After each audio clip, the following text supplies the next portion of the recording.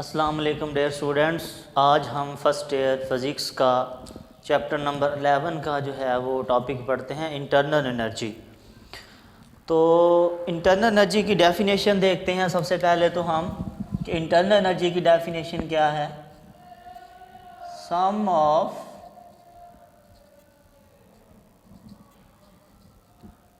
All forms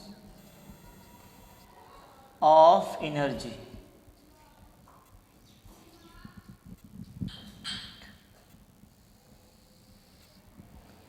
जो sum होता है ऑल फॉर्म ऑफ एनर्जी का किसी भी सब्सटेंस के अंदर, वो क्या कहलाती है जी? इंटरनल एनर्जी कहलाती है। तो यहाँ हम लिख सकते हैं कि ये जो इंटरनल एनर्जी है इसको हम यू से डिनोट करते हैं। ये किसके इक्वल होती है? ये इक्वल टू होती है जी sum of all form of energy.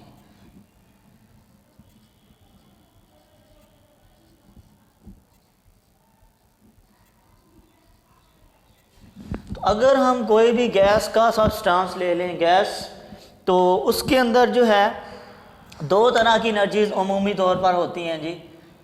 तो इंटरनल एनर्जी जो है, दो तरह की एनर्जीज़ हैं हमारे पास। एक होती है काइनेटिक एनर्जी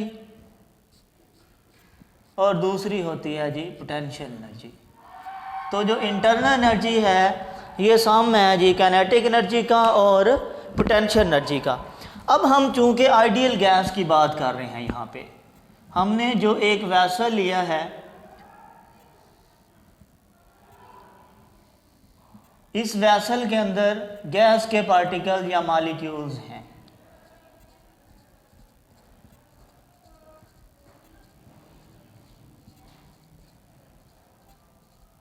और हमने ये कहा था कि ये जो गैस के मॉलिक्यूल्स हैं ये एक दूसरे के ऊपर कोई फोर्स एक्सर्ट नहीं करते हैं। ये अगर इस साइड पे मूव कर रहा है और ये पार्टिकल अगर इस साइड पे मूव कर रहा है तो ये एक दूसरे पे कोई भी फोर्स नहीं लगाते हैं। और हमने ये भी कहा था कि ये जो गैस के मॉलिक्यूल्स हैं ये हमेशा मोशन में रहते हैं, रैंडम मोशन में रहते हैं। तो अब इनकी जो काइनेटिक एनर्जी होगी वो इक्वल टू आएगी, kinetic energy of the molecules equal to आएगी ट्रांसलेशनल काइनेटिक एनर्जी। क्योंकि ये एक दूसरे पे फोर्स नहीं लगाते हैं तो इनकी सिर्फ एनर्जी कौन सी होगी? मोशन की वजह से इनकी एनर्जी कौन सी होगी? Translational kinetic energy. और ये जो गैस हमने ली है इस सिलेंडर के अंदर, इसकी जो पोटेंशियल एनर्जी है ये किसके इक्वल आएगी? ज़ीरो के इक्वल आएगी। तो पोटेंशियल एनर्जी जो है किसी भी गैस वेसल के अंदर वो क्या होती है? ज़ीरो होती है। तो अब हमारे पास जो टोटल इंटरनल एनर्जी है वो किसके इक्वल आ जाएगी? टोटल इंटरनल एनर्जी आ जाएगी काइनेटिक एनर्जी प्लस क्या आ जाएगी? Potential energy. यहाँ पे क्या हो जाएगी? ज़ीरो। तो जो टोटल इंटरनल एनर्जी है वो बराबर आ जाएगी हमारे पास काइनेटिक एनर्जी के। और काइनेटिक एनर्जी भी कौन सी होगी? टोटल जो हमारे पास इंटरनल एनर्जी है वो बराबर आ जाएगी ट्रांसलेशनल काइनेटिक एनर्जी। अब ट्रांसलेशनल काइनेटिक एनर्जी, हमने ट्रांसलेशनल मोशन होती है मॉलिक्यूल्स की, कि ये जो मॉलिक्यूल्स हैं, लेट्स सपोज यहाँ मॉलिक्यूल्स पड़ा हुआ है गैस का, तो ये मूव करता है एक स्ट्रेट पाथ के लॉन्ग, इसलिए इसकी मोशन कौन सी होती है? ट्रांसलेशनल मोशन होती है। और इसकी एनर्जी भी फिर क्या होगी? ट्रांसलेशनल काइनेटिक एनर्जी होगी। काइनेटिक एनर्जी का हमारे पास क्या फार्मूला होता है जी? काइनेटिक एनर्जी का फार्मूला होता है हमारे पास हाफ mv²। वेलोसिटी की वजह से जो एनर्जी है वो काइनेटिक एनर्जी कहलाती है। तो ये पोटेंशियल एनर्जी हमने क्यों कहा है ज़ीरो है? पोटेंशियल एनर्जी का जो फार्मूला होता है वो है mgh। तो चूंकि यहाँ पे हाइट ज़ीरो है तो इसलिए पोटेंशियल एनर्जी फिर क्या आ जाएगी? यहाँ पे ज़ीरो आ जाएगी। तो जो सारी की सारी इंटरनल एनर्जी है वो कौन सी होती है जी? ट्रांसलेशनल काइनेटिक एनर्जी होती है किसी भी आइडियल गैस की। यहाँ जो हमने गैस ली है इस वेसल के अंदर, वो गैस कौन सी है जी? आइडियल गैस है। उसके बाद हम ये कहते हैं, हमने ये भी पढ़ा है कि जो टेम्परेचर है ये डायरेक्टली प्रोपोर्शनल होता है काइनेटिक एनर्जी के। तो जब हम टेम्परेचर इंक्रीज करते हैं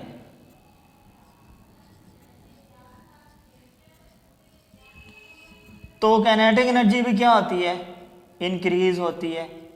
तो जब टेम्परेचर इंक्रीज़ करते हैं काइनेटिक एनर्जी इंक्रीज़ होती है, और काइनेटिक एनर्जी इंक्रीज़ होगी तो इंटरनल एनर्जी भी फिर क्या होगी, इंक्रीज़ होगी। तो टेम्परेचर बढ़ाने से इंटरनल एनर्जी के अंदर क्या होता है, इजाफा होता है। उसके बाद हम जो है कुछ ऐसी एग्जांपल भी यहाँ पर लेंगे जिसमें जो है वो अगर हम टेम्परेचर ना भी बढ़ाएं, अगर हम हीट ना भी दें किसी सिस्टम को, तो उसकी इंटरनल एनर्जी के अंदर इजाफा हो सकता है। इसकी एग्जांपल कौन कौन सी हैं जी? इसकी फर्स्ट एग्जांपल है when we rubbed our hand, और दूसरी एग्जांपल है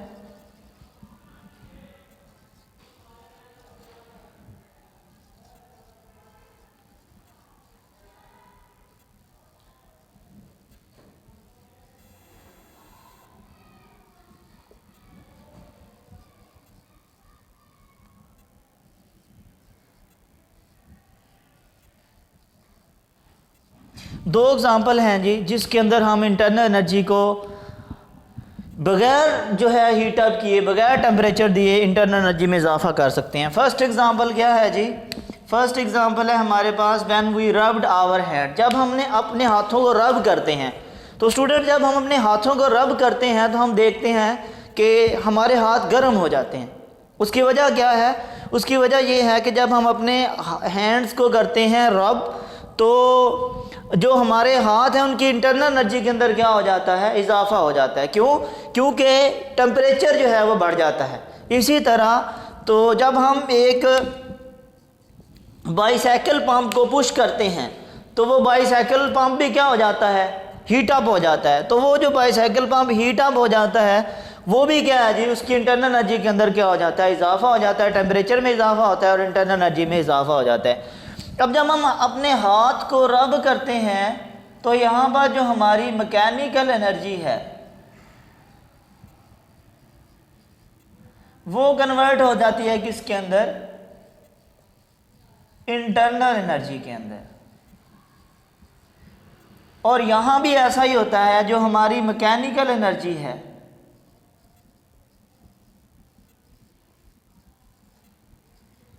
वो कन्वर्ट होती है जी इंटरनल एनर्जी में। अब मैकेनिकल एनर्जी सबसे पहले हीट में कन्वर्ट होती है जब हम वर्क करेंगे किसी भी चीज़ के ऊपर। तो जब हम वर्क परफॉर्म करते हैं किसी भी सिस्टम के ऊपर, तो उस सिस्टम के टेम्परेचर में इजाफा होता है, और जब टेम्परेचर में इजाफा होता है तो उस सिस्टम की इंटरनल एनर्जी के अंदर भी क्या होता है, इजाफा होता है। तो जब हम किसी भी सिस्टम पे वर्क परफॉर्म करते हैं तो उसके टेम्परेचर में इजाफा होता है, और टेम्परेचर में इजाफा होता है तो उसके इंटरनल एनर्जी में इजाफा होता है। क्यों? क्योंकि हमने ये पढ़ा है कि टेम्परेचर जो है ये डायरेक्टली प्रोपोर्शनल होता है किसके, काइनेटिक एनर्जी के। और दूसरा स्टूडेंट्स हमने ये भी याद रखना है कि लेट्स सपोज ये कोई हम ग्राफिकल रिप्रेजेंटेशन ले लेते हैं। ये मैंने पॉइंट ए से पॉइंट बी पे जाना है, तो पॉइंट ए से पॉइंट बी पे जाना है। मैं दो पाथ जो है वो फॉलो करता हुआ जाता हूँ। एक ये वाला पाथ है, इसको पाथ 1 कह देते हैं, और एक ये वाला पाथ है, इसको पाथ हम 2 कह देते हैं। यहाँ इसकी इनिशियल ये ए पॉइंट है और ये इसका बी पॉइंट है। तो यहाँ पे वॉल्यूम होगा वी ए, प्रेशर होगा पी ए, और यहाँ पे वॉल्यूम होगा वी बी और प्रेशर होगा हमारे पास पी बी। तो जो इंटरनल एनर्जी है ये पाथ पे जो है ये इंडिपेंडेंट ऑफ पाथ फॉलोड होती है। ये पाथ पे डिपेंड नहीं करती है कि आप कौन सा पाथ फॉलो करते हुए एक जगह से दूसरी जगह जा रहे हैं। इंटरनल एनर्जी जो है ये स्टेट पे डिपेंड करती है कि आप एक जगह से दूसरी जगह जा रहे हैं, एक जगह पे प्रेशर और वॉल्यूम कितना है और दूसरी जगह का प्रेशर और वॉल्यूम कितना है। ये इस चीज़ पे इंटरनल एनर्जी डिपेंड करती है, स्टेट पे डिपेंड करती है। इंटरनल एनर्जी यहाँ पे हम लिखते हैं कि इंटरनल एनर्जी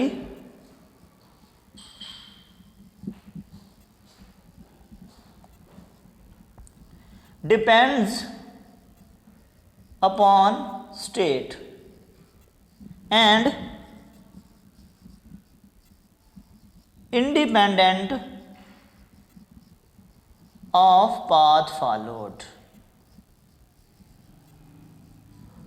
ये पाथ फॉलोड आप जो कर रहे हैं उस पर डिपेंड नहीं करती है, बल्कि किस पे डिपेंड करती है, हमारी जो है स्टेट पे डिपेंड करती है कि आप एक स्टेट से दूसरी स्टेट पे गए हैं। लेट्स सपोज यहाँ पे इसकी इंटरनल एनर्जी हम ले लेते हैं, वो कितनी है जी, यू ए है ए पॉइंट पे, और ये बी पॉइंट पे इसकी इंटरनल एनर्जी कितनी है जी, यू बी है। तो जो चेंज इन इंटरनल एनर्जी आएगा हमारे पास delta U, change in internal energy जो है वो आएगा डेल्टा यू, ये इक्वल टू आ जाएगा फाइनल इंटरनल एनर्जी में से हम क्या करेंगे, इनिशियल इंटरनल एनर्जी को क्या कर देंगे, माइनस कर देंगे। तो अब जो एनर्जी यहाँ पे होगी, लेट्स सपोज यहाँ पे शुरू में इसकी फाइनल जो है एनर्जी है वो 10 है और इनिशियल एनर्जी जो है वो 5 है, तो चेंज इन इंटरनल एनर्जी फिर कितना आएगा, 5 आएगा। तो आप जो मर्जी पाथ फॉलो करते हुए यहाँ से जाएं डायरेक्ट जाएं, लेकिन इसका चेंज क्या रहता है, सेम रहता है। तो इसका मतलब ये है कि ये जो इंटरनल एनर्जी है ये स्टेट पे डिपेंड करती है और इंडिपेंडेंट ऑफ क्या होती है जी, पाथ फॉलोड होती है। तो ये था हमारा आज का टॉपिक इंटरनल एनर्जी, जिसके अंदर हमने क्या कहा था कि इंटरनल एनर्जी जो है ये क्या होती है, sum of all form of energy. तो इंटरनल एनर्जी को हम यू से डिनोट करते हैं, ये sum of all form of energy. और इंटरनल एनर्जी जो है ये हमारे पास जो एनर्जीज़ हैं वो कौन कौन सी होती हैं, दो तरह की हमारे पास एनर्जीज होती हैं, कैनेटिक एनर्जी और पोटेंशियल एनर्जी। हमने ये कहा था कि जो गैस वैसेस है इसके अंदर हमने जो गैस लिया इसकी पोटेंशियल एनर्जी क्या होती है, ज़ीरो, तो जो इंटरनल एनर्जी आ जाती है वो कैनेटिक एनर्जी के इक्वल आ जाती है। और हमने फिर ये भी कहा था कि ये जो एनर्जी होती है मॉलिक्यूल्स की ये ट्रांसलेशनल कैनेटिक एनर्जी होती है, क्योंकि इनकी मोशन ट्रांसलेशनल मोशन होती है। तो हमारे पास जो इंटरनल एनर्जी किसी भी गैस वेसल्स के अंदर जो होती है वो सारी की सारी क्या होती है जी, ट्रांसलेशनल कैनेटिक एनर्जी होती है। फिर हमने ये कहा temperature directly proportional kinetic energy के, तो जब हम टेम्परेचर बढ़ाते हैं तो कैनेटिक एनर्जी में इजाफा होता है, जब कैनेटिक एनर्जी में इजाफा होता है तो इंटरनल एनर्जी के अंदर क्या होता है जी, यहाँ पर जब हम कैनेटिक एनर्जी बढ़ाएंगे तो इंटरनल एनर्जी क्या हो जाएगी, बढ़ जाएगी। फिर हमने ये कहा था कि जो इंटरनल एनर्जी है इसके अंदर हम इंक्रीज लेके आ सकते हैं विदाउट गिवन एनी एनर्जी, कोई भी एनर्जी दिए बगैर, हीट दिए बगैर हम जो है इंटरनल एनर्जी के अंदर इजाफा कर देते हैं। उसकी एग्जांपल हमने ली थी when we rubbed our hands, और दूसरी हमने ली थी जब हम बाईसाइकिल पंप को जो है वो पुश करते हैं। इसकी तीसरी एग्जांपल भी है जब आप ब्रेक लगाते हैं, तो जब या किसी चीज़ को स्लाइड करवाते हैं किसी भी सरफेस के ऊपर, तब भी उसकी इंटरनल एनर्जी के अंदर इजाफा हो रहा होता है, जबकि हम वहाँ पे कोई भी टेम्परेचर या हीट वहाँ पे नहीं दे रहे होते। तो वर्क जब हम करते हैं किसी भी सिस्टम पे, टेम्परेचर में इजाफा होता है और उसकी इंटरनल एनर्जी में इजाफा होता है। तो हमने ये फिर हमने जो है वो लास्ट हमारा पॉइंट ये था कि जो इंटरनल एनर्जी होती है ये इंडिपेंडेंट ऑफ पाथ फॉलोड होती है और डिपेंडेंट ऑफ स्टेट होती है, कि आप एक स्टेट से दूसरी स्टेट में जा रहे हैं, पहली स्टेट में इंटरनल एनर्जी क्या थी और लास्ट स्टेज में इंटरनल एनर्जी क्या थी, ये इस चीज़ पे डिपेंड करती है, ना कि ये पाथ पे डिपेंड करती है कि आपका पाथ जो है वो कौन सा फॉलो कर रही है।